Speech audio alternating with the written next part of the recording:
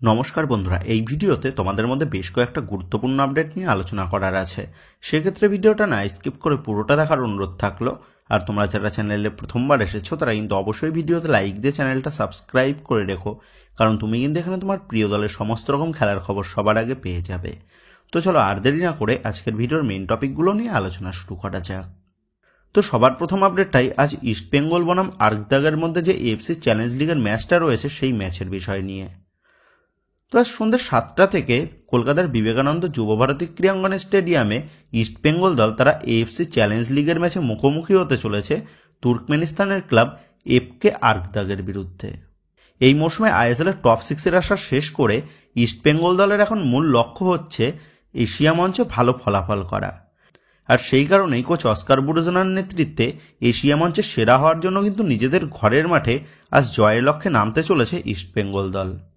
ইস্টবেঙ্গল দলের থেকে তুলনামূলকভাবে অনেকটাই সহজ প্রতিপক্ষ হচ্ছে এই আর্কদাগ, যেখানে এই আর্কদাগ দলের মার্কেট ভ্যালু ইস্টবেঙ্গলের মার্কেট ভ্যালুর তুলনায় কিন্তু প্রায় অর্ধেক। সেক্ষেত্রে পেন অ্যান্ড পেপারে ইস্টবেঙ্গল দল তারা কিন্তু অনেকটাই এগিয়ে রয়েছে তাদের প্রতিপক্ষ দলের তুলনায়। তবে আবার তুর্কমেনিস্তানের লিগের অন্যতম শক্তিশালী এবং সেরা দল হিসাবে কিন্তু পরিচিত লাভ করেছে এই আর্কদাগ দলটা, যেখানে 2024 মরশুমে এই আর্কদাগ দলটা তাদের লিগের 30টা ম্যাচের মধ্যে 30টা ম্যাচ থেকেই জয়লাভ করে 90 পয়েন্ট সংগ্রহ করে তাদের লিগের টপ পজিশনে শেষ করে গোটা লিগটাকে কিন্তু ডোমিনেট করেছে। 30টা ম্যাচের মধ্যে মোট 147টা গোল স্কোর করেছে কিন্তু এই আর্কদাগ দলটা, এবং তারা কিন্তু বেশিরভাগ ম্যাচেই বড় ব্যবধানে জয় তুলে নিয়ে এসেছে। সেহেতু বলা চলে এই আর্কদাগ দলটার আক্রমণ ভাগ কিন্তু বেশ শক্তিশালী। এর পাশাপাশি 30 ম্যাচের মধ্যে মাত্র 20টা গোল তারা কনসিড করেছে, মানে আপফ্রন্টের পাশাপাশি ডিফেন্স লাইনও যে বেশ মজবুত এই আর্কদাগ দলের সেটা কিন্তু বলাই যায়। সেক্ষেত্রে পেন অ্যান্ড পেপারে ইস্টবেঙ্গল দল এগিয়ে থাকলেও এই ম্যাচটা যে বেশ হাড্ডাহাড্ডি একটা ম্যাচ হতে চলেছে সেটা কিন্তু তোমরা বুঝতেই পারছো, কারণ বর্তমানে ইস্টবেঙ্গল দলের চোট আঘাতের কারণে তাদের দলটাকে কিন্তু বেশ সাফার করতে হচ্ছে। তবে কোচ অস্কার বুরজন তিনি আশাবাদী তাদের এশিয়া মঞ্চের গত ম্যাচগুলোর মতনই এই ম্যাচ থেকেও তারা জয় তুলে আনতে পারবে। তো যাই হোক, এবার যদি এই ম্যাচের জন্য ইস্টবেঙ্গল দলের সম্ভাব্য একাদশ কেমন হতে পারে সেই নিয়ে আলোচনা করা যায়, তো এই ম্যাচের আগের প্রেস কনফারেন্সে কোচ অস্কার বুরজন তিনি ইঙ্গিত দিয়েছিলেন এই ম্যাচের প্রথম একাদশে তিনি 6 জন বিদেশিকেই ব্যবহার করতে পারেন। তবে ক্লিটন সিলভা সে যেহেতু সদ্য চোট থেকে রিকভারি করে এসেছে, সেহেতু ক্লিটন সিলভাকে দিয়ে শুরু করিয়ে কতটা রিস্ক নিতে চাইবেন কোচ অস্কার বুরজন সেটাও কিন্তু দেখার বিষয় হবে। তো যে কোচ অস্কার বুরজন তিনি এই ম্যাচের জন্য 4-4-2 এই ফরমেশনে কিন্তু যেতে পারে, যেখানে দলের গোলকিপার পজিশনে শুরু করবে প্রভসুক্রান সিঙ্গিল। দলের 4-এর ডিফেন্সে থাকবে নিশু কুমার অথবা প্রভাত লাকড়া, এর সাথে থাকবে হেক্টর উস্তে, লালচুংনুঙ্গা এবং মোহাম্মদ রাকিব। মাঝমাঠে সিডিএম পজিশনে অপারেট করতে দেখা যাবে সাউল ক্রেসপোকে, এবং সাউল ক্রেসপোর একটু ওপর দিক দিয়ে মানে দলের অ্যাটাকিং মিডফিল্ড পজিশনে থাকতে পারে ক্লিটন সিলভা। আর 2 উইং দিয়ে দেখা যাবে সেলিসের সাথে মহেশকে, এবং আপফ্রন্টে জোড়া স্ট্রাইকার হিসাবে থাকবে মেসি বাউলের সাথে ডিমিত্রিয়াস ডিয়ামান্টাকোস। তো 6 বিদেশি নিয়ে এইরকমই কিন্তু প্লেইং 11 নামাতে পারে কোচ অস্কার বুরজন। আর যদি ক্লিটন সিলভাকে সাবস্টিটিউট হিসাবে ব্যবহার করে কোচ অস্কার বুরজন, সেক্ষেত্রে দলের অ্যাটাকিং মিডফিল্ড পজিশনে দেখা যাবে নাওরেম মহেশ সিংকে, এবং উইং পজিশনে সেলিসের সাথে দেখা যাবে বিষ্ণুকে। তো এইরকমই প্লেইং 11 নিয়ে আজ কিন্তু আর্কদাগ বধের উদ্দেশ্যে নামতে পারে ইস্টবেঙ্গল। তো বন্ধুরা, তোমাদের মতে এই ম্যাচের ফলাফল কি হতে পারে বলে মনে হচ্ছে, এই বিষয়ে তোমাদের মতামতটা কিন্তু অবশ্যই নিচে কমেন্ট করে জানিয়ে দিও। তো এবার নেক্সট আপডেটটা বেরিয়ে আসছে 24 বছর বয়সী ভারতীয় সেন্টার ব্যাক পজিশনের প্লেয়ার আনোয়ার আলীকে নিয়ে, যে বর্তমানে ইস্টবেঙ্গল দলের হয়ে খেলছে। তবে খেলছে বলাটা ভুল, এখানে চোট কাটানোর কথাটা বললে কিন্তু ঠিক হবে। তো এই আনোয়ার আলীকেই আমাদের ভারতীয় ফুটবলের সন্দেশ জিঙ্গানের উত্তরসূরি হিসাবে কল্পনা করেছিল কিন্তু সকল ভারতীয় ফুটবল সমর্থকরা। তবে চোটের কারণে এই মৌসুমে আনোয়ার আলী সে যেন ক্রমশই হারিয়ে যাচ্ছে। ইস্টবেঙ্গল জার্সিতে আনোয়ার আলী এই মৌসুমে তাকে কিন্তু বেশ চোটপ্রবণ অবস্থায় দেখা গেছে।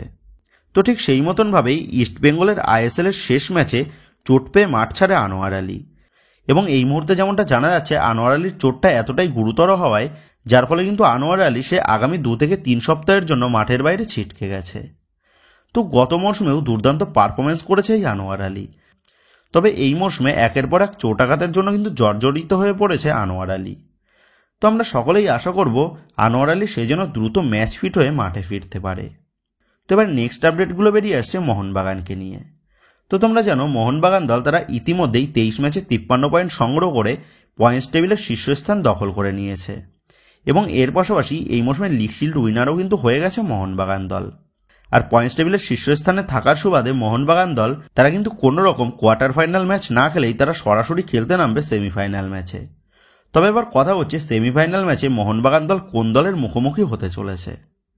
তো দেখো, এই বিষয়ে তোমাদের জানিয়ে রাখি, আইএসএল এর নিয়ম অনুযায়ী পয়েন্টস টেবিলের প্রথম এবং দ্বিতীয় স্থানে থাকা দল তারা কিন্তু সরাসরি কোয়ালিফাই করে সেমিফাইনাল ম্যাচের জন্য, এবং তৃতীয়, চতুর্থ, পঞ্চম এবং ষষ্ঠ এই চারটে দল তারা কোয়ালিফায়ার ম্যাচ খেলে 4 দলের মধ্যে 2টো দল কোয়ালিফাই করে সেমিফাইনাল ম্যাচের জন্য, এবং সেমিফাইনাল ম্যাচের জন্য যে 4টে দল কোয়ালিফাই করবে সেই 4টে দলের মধ্যে যে 2টো দল জয়লাভ করতে পারবে সেই বিজয়ী দল দুটি কিন্তু ফাইনাল ম্যাচের জন্য অংশগ্রহণ করবে। তবে এবার প্রশ্ন হচ্ছে, মোহনবাগান দল তারা সেমিফাইনালে যে দলের বিরুদ্ধে মুখোমুখি হবে সেই দল কে হতে পারে।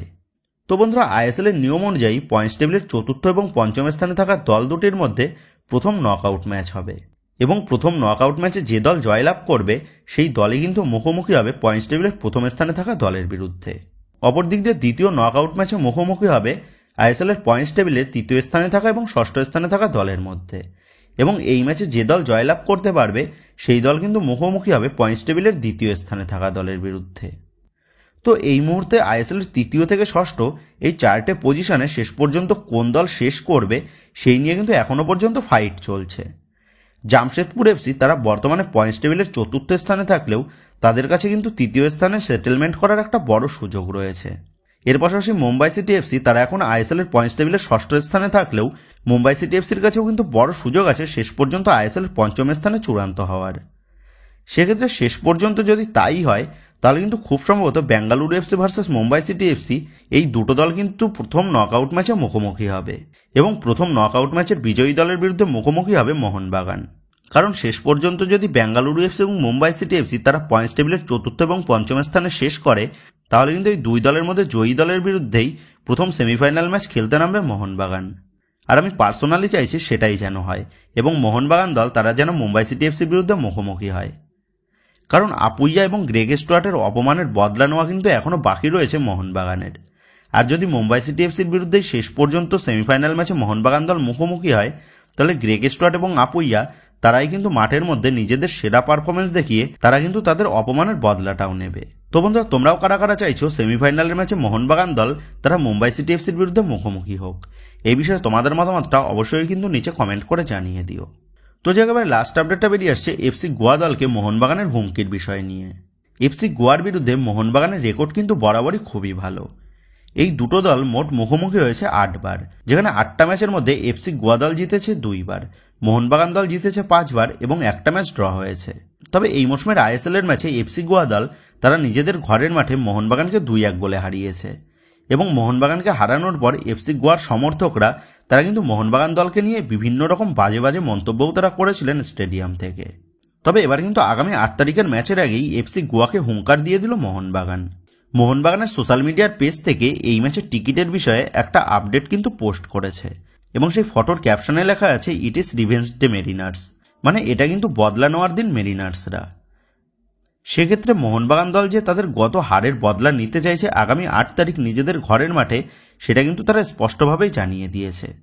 এর পাশাপাশি আগামী 8 তারিখের ম্যাচে এফসি গোয়াকে হারিয়ে প্রথম হারের বদলা নেওয়ার পাশাপাশি মোহনবাগান দলের অপমান করার বদলাও যেদিন নেওয়া হবে সেটাও কিন্তু তারা স্পষ্টভাবেই জানিয়ে দিয়েছে। এর পাশাপাশি এদিনের ম্যাচে জয় তুলে নিয়ে লিগ শিল্ডের ছোঁয়াও কিন্তু পেতে চাইছে মোহনবাগান। তো তোমরা জানো আগামী 8 তারিখ মোহনবাগানের হাতে লিগ শিল্ড তুলে দেওয়া হবে। এর পাশাপাশি মেসির সই করা জার্সিও কিন্তু ওই দিনই মোহনবাগান প্লেয়ারদের হাতে উপহার স্বরূপ তুলে দেবে শতদ্রু দত্ত।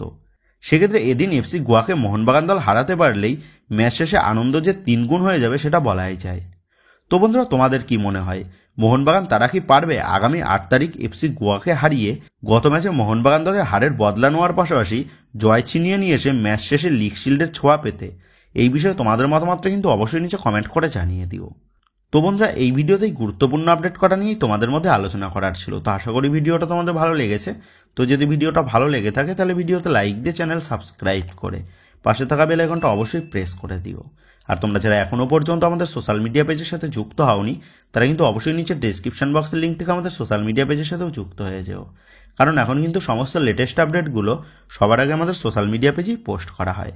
আর তোমরা এখন ফেসবুক এবং ইনস্টাগ্রামে গিয়ে তোমরা আমাদের এই চ্যানেলের নাম লিখে সার্চ করলেও তোমরা কিন্তু আমাদের ফেসবুক এবং ইনস্টাগ্রাম পেজটাও খুঁজে পেয়ে যাবে। সেক্ষেত্রে তোমার প্রিয় দলের সমস্ত রকম লেটেস্ট আপডেট সবার আগে জানার জন্য এবং আমার সাথে সরাসরি যে কোনো বিষয়ে কথা বলার জন্য তোমরা কিন্তু অবশ্যই মনে করো আমাদের সোশ্যাল মিডিয়া পেজের সাথে যুক্ত হয়ে যেও। তো বন্ধুরা, এই ভিডিওটা এটুকুই ছিল। তো আসি বন্ধুরা, দেখা হচ্ছে পরের ভিডিওতে।